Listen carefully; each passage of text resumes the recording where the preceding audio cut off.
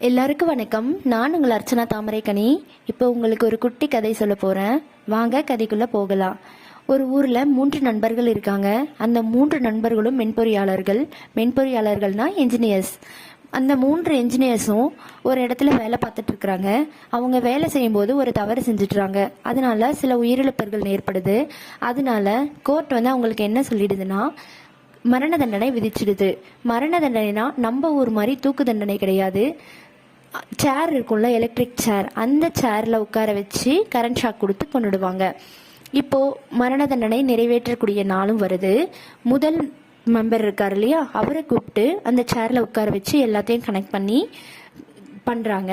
அப்படி பண்ணும்போது அந்த சேர் ஒர்க் ஆகலை. அந்த நாட்டோட ரூல் படி ஒருத்தருக்கு ஒரு முறை தான் தண்டனை நிறைவேற்றணும். அதனால அந்த ஒரு தடவை சுவிட்ச் போடும்போது அந்த சேர் ஒர்க் ஆகல இல்லையா, அதனால அவருக்கு தண்டனை நீக்கப்பட்டுறது. அவர் விடுதலை ஆயிடுறாரு. 2வது நபர் இருக்காரு இல்லையா, அவரையும் அதே மாதிரி அந்த சேர்ல உட்கார வச்சு சுவிட்ச் போடுறாங்க. அந்த முறையும் அது வேலை செய்யல. அதனால அவரும் விடுதலை ஆயிடுறாரு. இப்போ 3வது நபரை உட்கார வைக்கும் போது அந்த கனெக்ஷன் எல்லாம் கொடுத்துட்டு இருக்கும் போதே அவர் சொல்றாரு, இந்த கனெக்ஷன்லாம் யாரு சரி பண்றாங்க அப்படின்னு அந்த தண்டனை கொடுக்கறவர்கிட்ட கேட்குறாரு. அதுக்கு அவர் சொல்றாரு, இங்கே எலக்ட்ரிஷியன்ஸ் இருக்காங்க, அவங்க சரி பண்ணுவாங்க அப்படின்னு சொல்லிட்டு. அவங்க தவறான கனெக்ஷன்ஸ் கொடுத்துருக்குறாங்க. அங்கே பாருங்க, ஒரு சிவப்பும் பச்சையும் ஒயர் இருக்கு இல்லையா, அந்த 2 ஒயரையும் கனெக்ட் பண்ணாதான் இந்த சேரே ஒர்க் ஆகும் அப்படின்னு சொல்றாரு. உடனே அடுத்து என்ன நடந்திருக்கும் நமக்கே தெரியும்ல. அந்த தண்டனை கொடுக்குறவர் அந்த 2 ஒயரையும் கனெக்ட் பண்ணிட்டு இப்போ ஷாக் கொடுத்துருப்பாரு.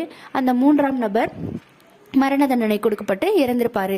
இதுல இருந்து என்ன தெரியுதுன்னா, நம்ம எந்த தவறு கண்டுபிடிக்கலாம், ஆனால் எந்த இடத்துல கண்டுபிடிக்கணும், அதை நம்ம கண்டுபிடிக்கிறது அந்த இடத்துல ஏதாவது ஒரு பலன் இருக்கா, இப்படியெல்லாம் பார்க்கணும். எங்கேயாவது ஒரு தவறான செயல் நடக்கும்போது அந்த இடத்துல நம்ம தட்டி கேட்கலாம். ஆனால் சில சின்ன சின்ன தவறுகளை எல்லா இடத்துலையும் நம்ம நுணுக்கமாக கவனிக்கணும்னு அவசியம் இல்லை. இதை தான் புத்தர் என்ன சொல்லியிருக்கிறாருன்னா, குறை இல்லாதவன் மனிதன் இல்லை, அதை குறைக்க தெரியாதவன் தான் மனிதனே இல்லை அப்படின்னு சொல்லியிருக்கிறாரு.